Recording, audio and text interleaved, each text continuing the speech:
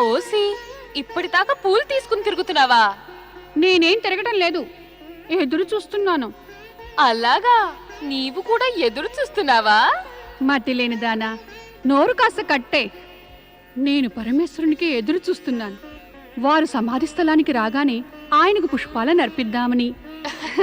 చూడు చూడు, ఆయన వస్తున్నారు. ఇద్దరు పుత్రులు కూడా యుక్త వయస్కులైపోయారు. ఇక ఇప్పుడు వీరికి వివాహం చేసేయాలి. నేనిరువురిని అడిగి వారి ఉద్దేశం తెలుసుకుంటాను. ఏమడుగుతావు వారిని? వారి ఉద్దేశం అంటే? అదే, వారు కూడా వివాహానికి అంగీకరించాలి కదా. చూస్తే ఇద్దరు ఏదో పెద్ద చర్చలో ఉన్నట్టున్నారు. అందుకే ఆలస్యమైంది.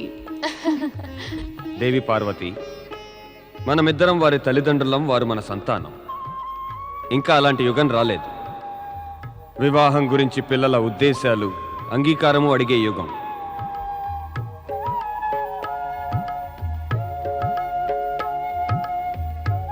కాని స్వామి, వివాహం పిల్లలే కదా చేసుకునేది. అందుకని ఆ నిర్ణయం పిల్లలే చేయాలంటావా?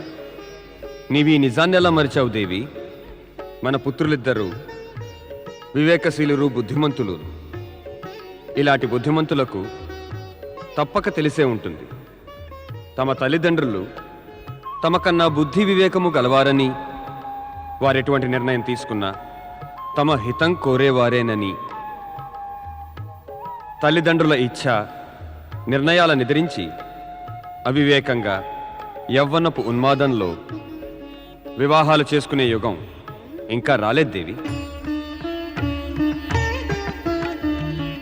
పూజ్య మాతాపితరుల శ్రీచరణాలకు మా ప్రణామం. సదా శుభం కలగాలి, సదా శుభకారకులవ్వండి. అద్భుతమైన ఆశీసు. సదా శుభం కలగాల, సదా శుభకారకులవ్వాలా? అవును దేవి, ఇతరులకు శుభం కలిగించే వారికి సదా శుభం కలుగుతుంది. అందుకే సుఖాల్ని కోరుకునే వారిని శుభకారకులుగా చేస్తూ ఉండాలి. అమ్మా, తండ్రి గారు చెప్పిన ఈ మంత్రాన్ని కంఠస్థం చేస్తాం. కానీ ఇదేమిటి, తమరు మా ఇద్దరిని ఆశీర్వదించటం లేదే? మీ ఇద్దరికి నేను ఎన్నెన్నో ఆశీర్వాదాలు ఇచ్చేశాను. ఓ, మరెవరినైనా ఆశీర్వదించాలనుకుంటున్నారా? అవును, ఎవరినో చెప్పరాదు. నా పుత్రుల భార్యల్ని. వారెక్కడున్నారు? లేకపోతే ఏ? వస్తారు. పుత్రులారా, మీ అమ్మ మీకు వివాహం చేసేద్దామనుకుంటోంది. నిజమే. నేను నా ఇద్దరి పుత్రుల భార్యల అందమైన రూపాల్ని చూసేందుకు తొందరపడుతున్నాను. ఇక మీ ఇరువురి కర్తవ్యం ఏమంటే, మీ తల్లిదండ్రుల యొక్క కోరికని మీరు నెరవేర్చండి. ఇరువురిది కాదమ్మా, కేవలం గణేశుడిదే. ఏ, నీవెందుకు నీ కర్తవ్యాన్ని నెరవేర్చటం లేదు? పితాశ్రీ, నాకు వివాహమాడే కోరిక లేదు. నేను ఆ బంధంలో పడదలుచుకోలేదు. నేను ప్రజల్లో ధర్మాన్ని, శివభక్తిని ప్రచారం చేయాలనుకుంటున్నాను. చెయ్యి, కానీ దానికి వివాహం ఎలా అడ్డొస్తుంది? వివాహ బంధము, బాధ్యతలు ధర్మకార్యాల్లో యోగ సాధన చెయ్యనివ్వవు. బాగానే ఉంది. నీ తండ్రిని మించిన యోగి ఈ జగతిలో ఎవ్వరూ లేరు. మరి వారు వివాహితులే కదా. పితాశ్రీ, మౌనంగా ఉన్నారే. నా మౌనం మీ తల్లి పక్షాన్నే సమర్థిస్తోంది నాయన. ప్రపంచంలోని ఏ తల్లిదండ్రులు కూడా తమ పిల్లలు అవివాహితులుగా ఉంటే సహించలేరు. పూజ్య మాతాపితలారా, పెద్దన్నయ్య కార్తికేయుడు ఈ గంభీర విషయం ఆలోచించే వరకు తమరిద్దరికీ నా సేవలనందిస్తూ తమరి ఆజ్ఞలు పాటించడానికి నేను సిద్ధమే. కానీ సమస్య ఏమిటంటే, ఈ గజవదనుడికి పిల్లనెవరిస్తారు? ఒక అప్రియ సత్యాన్ని నీవు వినోదాత్మకంగా చెప్పావు. కానీ ఈ సత్యానికి మరొక అంశం కూడా ఉంది. పెళ్లి సంబంధం కోరదలిచిన అజ్ఞానులు కేవలం శరీరాకృతిని, జాతిని, రూప విశేషాలనే చూస్తారు. కానీ జ్ఞానులు, అచంచల సత్యాన్ని నమ్మేవారు శరీరం అనే శిబిరంలో దాగి ఉండే గుణాలను, ప్రతిభ, వివేకము, బుద్ధిని మాత్రమే విలువ కడతారు. నీవు మేధావంతుడవు గణేశ. నీకు తమ పిల్లనివ్వడానికి అనేక మంది ముందుకు వస్తారు. ఈ విషయంలో మనమిక జాప్యం చేయరాదు. నేను తల్లిదండ్రుల కోరికను ఆజ్ఞను అతి ముఖ్యంగా భావిస్తాను. అయితే మేము వెంటనే గుణవతులైన కన్యలను అన్వేషిస్తాం.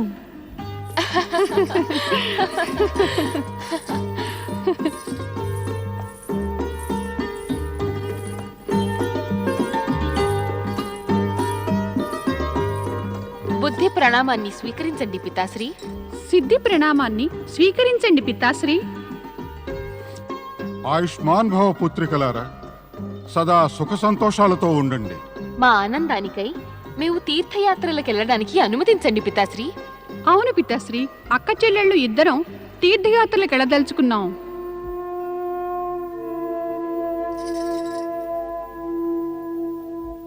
పితాశ్రీ మనకు అనుమతినివ్వకోరటం లేదు. అలాగే అనిపిస్తోంది. పద వెళ్దాం. నారాయణ నారాయణ నారాయణ. ప్రణామం దేవర్షి. మంగళమస్తు.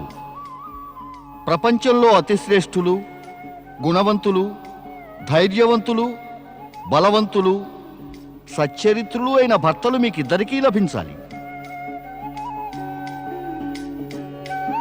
సిగ్గుపడుతున్నారా? ఉత్తమం, అత్యుత్తమం. సిగ్గే స్త్రీకి సింగారమంటారు మరి. కానీ ఇదేమిటి? మీ ఇద్దరి ముఖాన ఇలా నిరాశ విషాద ఛాయలేమిటి? అవునమ్మా, చెప్పండి, మీకు విచారం ఎందుకు? పితాశ్రీ, మేము తీర్థయాత్రలకు వెళ్లేందుకు మీ నుంచి అనుమతి కోరాం. మీరు సమాధానం చెప్పనే లేదు. మీకు మా ఇద్దరిని పంపడం ఏమీ ఇష్టం లేదని మాకు అనిపించింది. లేదమ్మా, అది కాదు.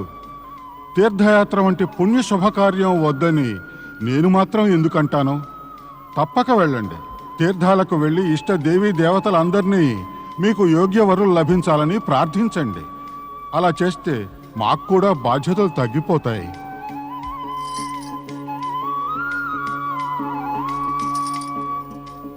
నారాయణ నారాయణ.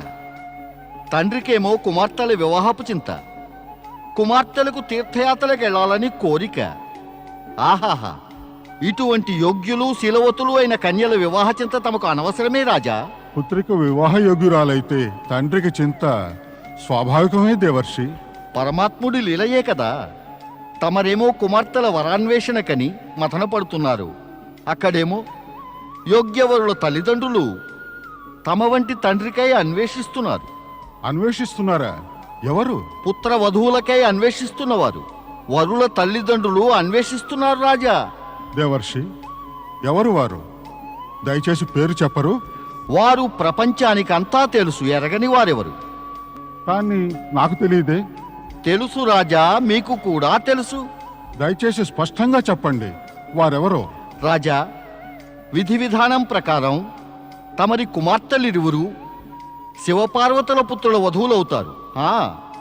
విధి విధానాన్ని నిర్వర్తించడానికి తమరు వెనువెంటనే కైలాసం వెళ్ళి శివపార్వతులను కలుసుకోవాలి.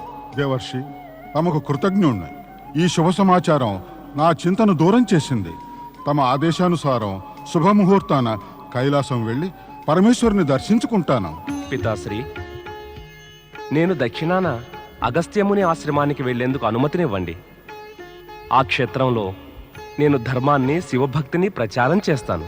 పెద్దన్నయ్య, నేను మీతో పాటుగా వస్తాను.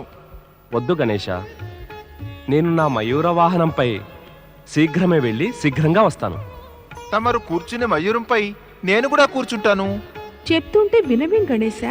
వినడం కాదమ్మా, సంచరిస్తున్నాను. కాదు కాదు కాదు, సంచరిద్దామనుకుంటున్నాను. నేను పని మీద వెళ్తున్నాను. నీవు సంచరిద్దామనుకుంటే మరి అమ్మ దగ్గర ఎవరుంటారు? ఏమిటి నీవనేది పెద్దన్నయ్య? మన ఇద్దరం పుట్టకముందు అమ్మ దగ్గర ఎవరుండేవారు? పితాశ్రీ. ఇప్పుడు ఆయనే. గణేశ, తర్కించడం ఇంకా అనవసరం. నీవిక్కడే ఉండు. మీ పితాశ్రీ సరిగ్గా చెప్పారు గణేశ. నీవు మా వద్దనే ఉండాలి. తల్లి మాటను జవదాటలేను కదా. యోగ్యపుత్రులు తల్లిదండ్రుల ఆజ్ఞ పాటిస్తారు, జవదాటరు. శీఘ్రంగా తిరిగి వస్తాను. ఇక సెలవు తీసుకుంటాను.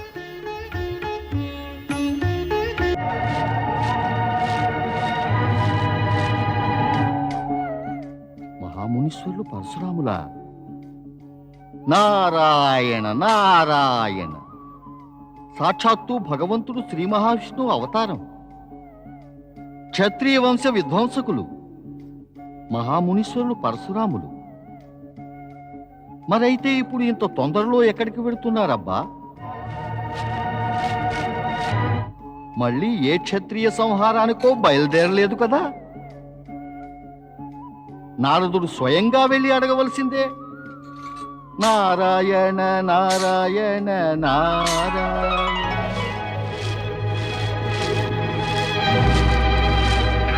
నారాయణ నారాయణ. మహామునీశ్వర మహామునీశ్వర, నారదుని ప్రణామం స్వీకరించండి. నారదా, నువ్వెందుకు ఈ వనంలో ఉన్నావు? మహామునీశ్వర, నేడు తమ దర్శనం కలగాల్సి ఉంది, అది కలిగింది. కానీ మీరు ఈవేళ ఇంత తొందరగా ఎక్కడికి వెళ్తున్నారు?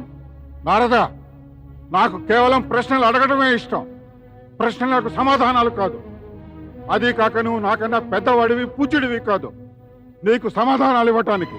నారాయణ నారాయణ, నేను ఎలా పూజ్యున్నవగలను? నేను తమకు పుత్ర సమానుణ్ణి. మహామునీశ్వర మహామునీశ్వర. జాగ్రత్త నారదా, నేను బాలబ్రహ్మచారిని, నాకెవరు పుత్ర సమానులు కారు. నేనెవరికి పితృ సమానుణ్ణి కాదు. మాతాపితల సంబంధాలతో నాకు ప్రమేయం లేదు. ఉంది మహామునీశ్వర, తప్పక ఉంది. ఏమిటి? తమరు అనుమతిస్తే నిరూపిస్తాను. ఏం నిరూపిస్తావు? తమరు పితృ సమానులేనని. నారదా, తమరి అమాయకుడిపై కోపగిస్తారే మహామునీశ్వర? ఇది కేవలం నేను కల్పించినదేమీ కాదు. తమరు భక్తవత్సలుడు శ్రీ మహావిష్ణువు అవతారమే. అందుకే తమరందరికీ పూజ్యులే. ఈ కారణంగా అందరూ తమన్ని పితృ సమానులు అనుకుంటారు. అందరూ అనుకుంటున్నప్పుడు అలాంటి ప్రియమైన లాభదాయకమైన సంబంధం తమరు నాకెందుకు నిరాకరిస్తున్నారు? ఓ మహామునీశ్వర, తమరు నన్ను పుత్రుడనుకుంటే నాకేమాత్రమూ అభ్యంతరం ఉండదు. నారదా, ఆ? నీ మాటల చాతుర్యంతో దేవతలకు అసురులకు నీ లీలలు చూపినట్లు నాకు కూడా అలాంటి లీలలు చూపుదాం అనుకుంటున్నావా? మాటి మాటికి కోపగించి తమరి పుత్రుని మనసులా బాధ పెట్టి గాయపరుస్తున్నారెందుకు? నీవింకా నా క్రోధం చూడలేదు నారదా. నేను చూడదలుచుకోలేదు కూడా. దయచేసి తమరు మాత్రం ప్రదర్శించకండి. అయితే పరిణామాన్ని ఊహించుకుని నీ నోటికి తాళం వేయి. అలాగే మునీశ్వర. తమరా నాడు క్షత్రియుల్ని 21 మార్లు సంహరించారు. వారు తమరి క్రోధాన్ని పరిణామాన్ని చూశారు. వారు క్షత్రియులు, అందుచేత క్రోధానికి పరిణామాలకు తట్టుకోగలిగారు. మరి నేనేమో బ్రాహ్మణుణ్ణి, నాపై తమరు కోపగించనే లేరు. నారదా, పదే పదే క్రోధం అనే మాట చెప్పి నా క్రోధాన్ని రెచ్చగొడుతున్నావు. అద్భుతం మహామునీశ్వర, అద్భుతం.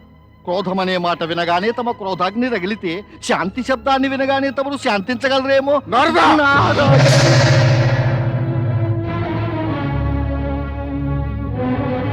ఓం నమః శివాయ. ఓం నమః శివాయ. ఓం నమః శివాయ. ఓం నమః శివాయ. ఓం నమః శివాయ. ఓం నమః శివాయ. ఓం నమః శివాయ. ఓం నమః శివాయ. భక్తవత్సలుడు పరమశివునికి జయము, మాతా పార్వతికి జయము. శాంతించండి. పరమేశుని ధ్యానం భంగం కాకూడదు. ఆయన సమాధికి విఘ్నం కలగకూడదు. లేదు లేదు మాత, మేమందరూ శాంతంగానే ఉంటాం.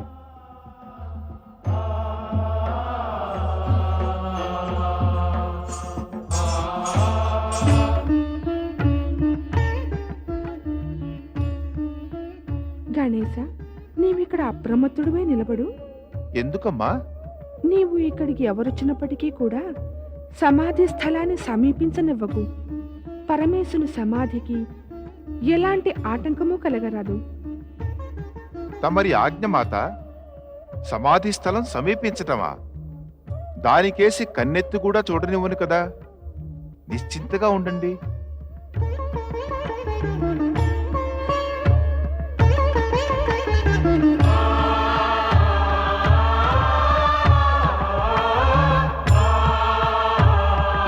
జై శివశంకర, జై పరమేశ, హర హర మహాదేవ.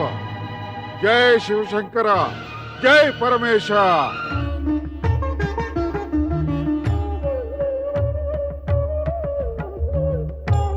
కార్తికేయుడు ఇంకా తిరిగి రాలేదే. అతడి పాటికి వచ్చి ఉండవలసింది.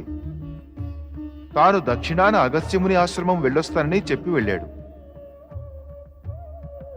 అక్కడ ధర్మాన్ని శివభక్తిని ప్రచారం చేయడానికి సమయం పడుతుంది కదా.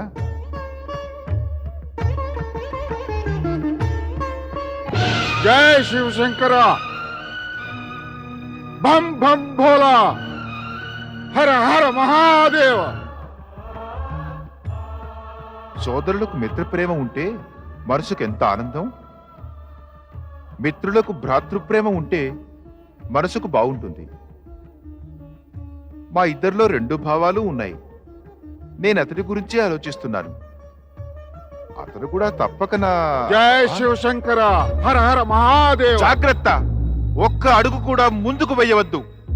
తమరు సమాధి స్థలం వైపుగా వెళ్ళడానికి వీల్లేదు. ఒరే విచిత్ర ప్రాణి, నన్ను నా గురువు వద్దకు వెళ్ళనీయకుండా ఆపేవాడివి ఎవరు నీవు? మునివర్య, తమరు విచ్చేసిన చోటు తమరిది కాదు, నా క్షేత్రమే. అందుకే తమరు ప్రశ్నలు అడగలేరు, సమాధానాలిచ్చే స్థితిలో ఉన్నారు. ప్రశ్నలు నేను అడుగుతా. చెప్పండి, తమరెవరు? ఏ ప్రయోజనం కోరి ఇక్కడికి విచ్చేసినట్టు? ఒరే విచిత్ర ధూర్తుడా, నీకు తెలియదా నేనెవరినో? ఇంతటి అహంకార పూరితుడివై ఉండి కూడా తనను తాను యోగ్యుడనుకునే నీ వంటి అహంకారి ఎవరైనా సరే నేను తెలుసుకోనవసరం లేదు. ఇంక నేనెవరో తమకు తెలియడం మాత్రం అవసరం. నేను శివపార్వతుల ప్రియపుత్రుణ్ణి, గణేశుణ్ణి. మా తల్లి ఆజ్ఞపై ఇక్కడ నిలుచున్నాను, ఆ సమాధి స్థలానికి ఎవ్వరినీ వెళ్ళనివ్వకుండా. అసంభవం! నీవు మనిషి కాదు, పశువు కాదు. ఇలాంటి అసామాన్య ప్రాణి శివ పార్వతులకు పుత్రుడు ఎన్నడూ కాజాలడు. తమ కంఠాన్ని కోపాన్ని తగ్గించుకోండి మహాజ్ఞాని. మీ వల్ల నాన్నగారి సమాధి భంగమైతే అనర్థం కలుగుతుంది. కాస్త తమ నేత్రాలకు ఉన్న క్రోధపు పొరను తొలగించి చూడండి.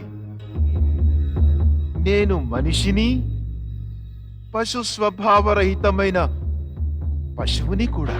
మందబుద్ధి, అధిక ప్రసంగం ఆపు. నీవు అడ్డు తొలగు నా దారికి. అమ్మ చెప్పి వెళ్ళింది అడ్డు నిలవమని, తమరంటారు అడ్డు తొలగమని. నిలవడం తొలగడం 2 ఒక్కసారిగా జరిగేవి కావు మరి. అందుకు అవసరమే ఉంది. నాకు జన్మనిచ్చిన తల్లి ఆజ్ఞనిచ్చినప్పుడు ఆమె చెప్పినట్టు చేయడం అవసరమే. నీకే తెలిస్తే నేను పరశురాముణ్ణని 21 సార్లు ఈ దరిద్రుని క్షత్రియహీనంగా చేశానని. నీవిలాంటి దౌర్జన్యం ఎన్నడూ చెయ్యవు.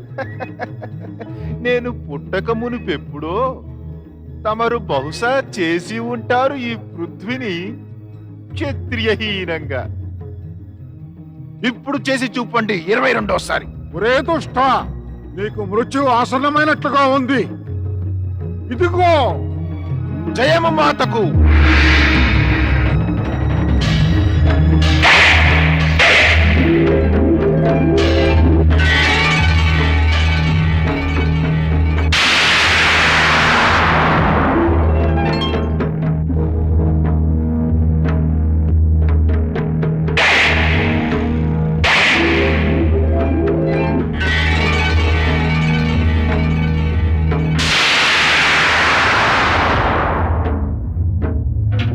ఎవరిచి ఏదో అనర్థం జరుగుతోంది.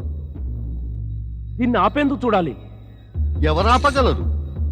యుద్ధం అనేది ఆగాలంటే దాన్ని ఆరంభించిన వారే ఆపాలి. ఇక్కడిద్దరూ పట్టుదల వారే.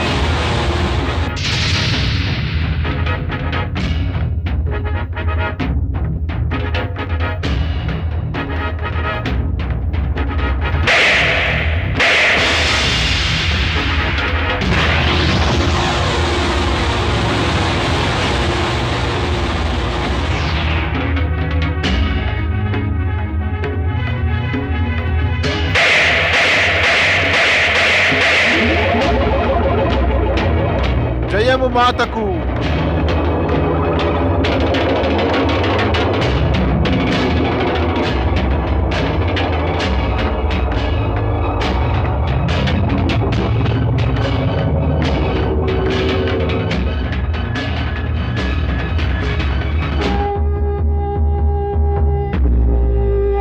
జయము మాతకు.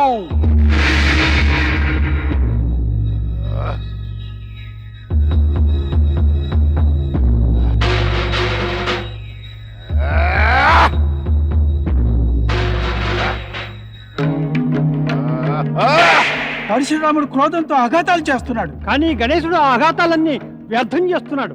ఏదో ఉపాయం చెప్పండి దేవర్షి. శ్రీ మహావిష్ణువు అవతారమైన పరశురాముడు, శక్తిమాత అంశ గణేశుడు పరస్పరం ఢీకొంటున్నారు. పరమశివుడు తన పుత్రుడికి శిష్యుడికి మధ్య జరుగుతున్న యుద్ధాన్ని ఆపటలేదేమి? వరుణదేవా, తమకు వచ్చిన ఆలోచనలు భక్తవత్సలుడు పరమేశ్వరునికి కూడా తప్పక వచ్చే ఉంటాయి. అయినా యుద్ధం జరుగుతోంది అంటే ఇదంతా పరమేశ్వరుని లీలా అన్నమాట. ఇదేదో భావి సంఘటనకు నాందియే. ఆయన ఊరుకున్నారు అంటే ఈ యుద్ధం ఏదో పరిణామాలకు దారి తీస్తుంది.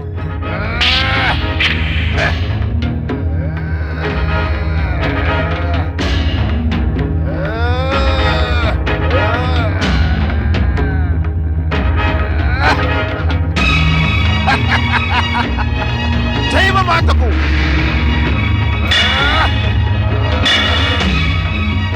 మాత మాత అనర్థం జరిగింది, త్వరగా రండి. ఏమైంది నంది? మాత, బయట ఎవరో ఒక వింత వ్యక్తి గణేశునితో యుద్ధం చేస్తున్నాడు. ఆ బ్రాహ్మణుడు యోధుడే. మాత, గణేశుడు అతన్ని పరాజితుడు చేయలేడు.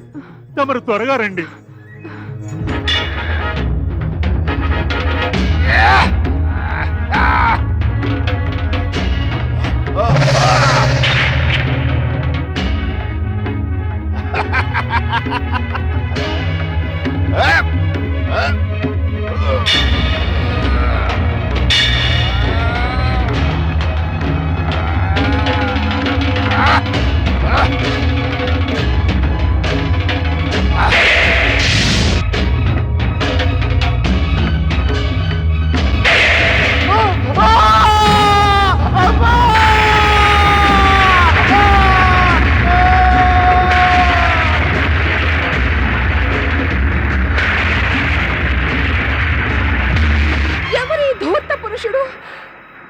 ఎందుకు అకారణంగా నా పుత్రుడిపై దాడి చేశాడు?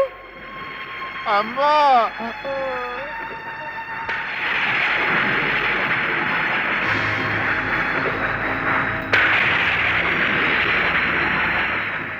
నా పుత్రునిపై దాడి చేసిన వారిని నేను ప్రాణాలతో వదలను. గురుపత్ని, నా అపరాధం క్షమించండి. తమ పుత్రుణ్ణని ఇతడు చెప్పకపోలేదు, కానీ ఇతడి విచిత్ర ఆకృతి కారణంగా విశ్వసించలేదు. నీవు క్షమాపణ కాదు, దండనకు పాత్రుడివి. ఏ తల్లైనా నిన్ను క్షమించగలదంటావా? ఆమె నువ్వు పుత్రహీనగా చేద్దామనుకున్నాక? తెలియక చేసిన అపరాధానికి క్షమాపణ కాకపోయినా ప్రాయశ్చిత్తం ఉంటుందిగా మాత. ముమ్మాటికి లేదు. తెలియక చేసేవి తప్పులు, అపరాధాలు కావు. క్రోధంతో అహంకారంతో చేసే పనులు తప్పులు కావు, అపరాధాలే అవుతాయి. ఇందుకు నిన్ను దండించవలసిందే. ఆగు పార్వతీదేవి, నీకు తెలుసు కదా క్రోధంతో చేసేవన్నీ కూడా అపరాధాలేనని. మరి ఎందుకు అజ్ఞానపూర్వకంగా ఈ అనుచిత కార్యం చేస్తున్నావు?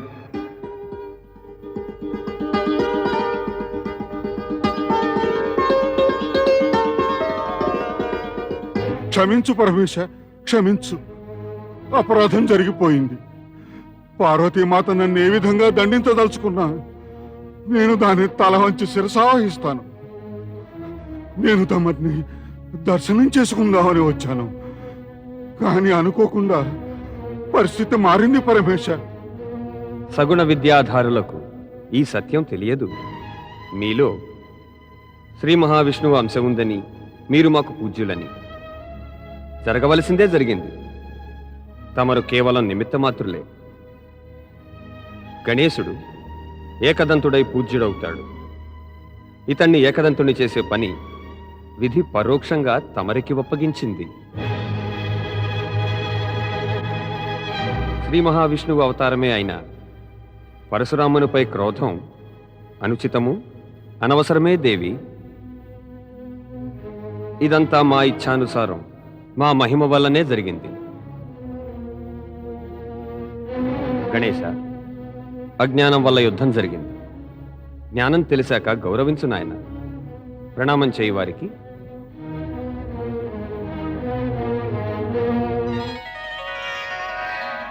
ఆ జ్ఞానం వల్ల ఏమేం జరుగుతాయో. ప్రేమను పొందవలసిన వారే క్రోధానికి పాత్రులయ్యారు. కౌగలించుకోవలసిన వారితో యుద్ధం చేయవలసి వచ్చింది. నన్ను క్షమించు గణేశ. అలా అనకండి స్వామి, తమరు నాకు పూజ్యులే.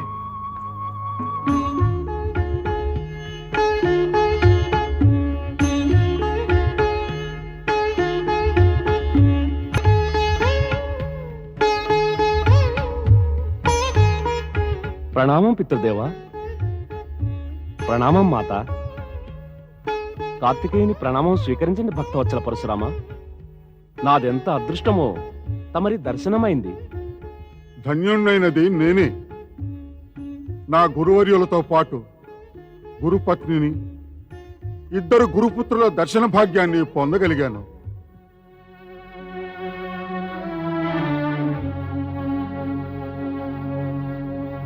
తమరు మహావిష్ణు అవతారమే, మాకు పూజ్యులు.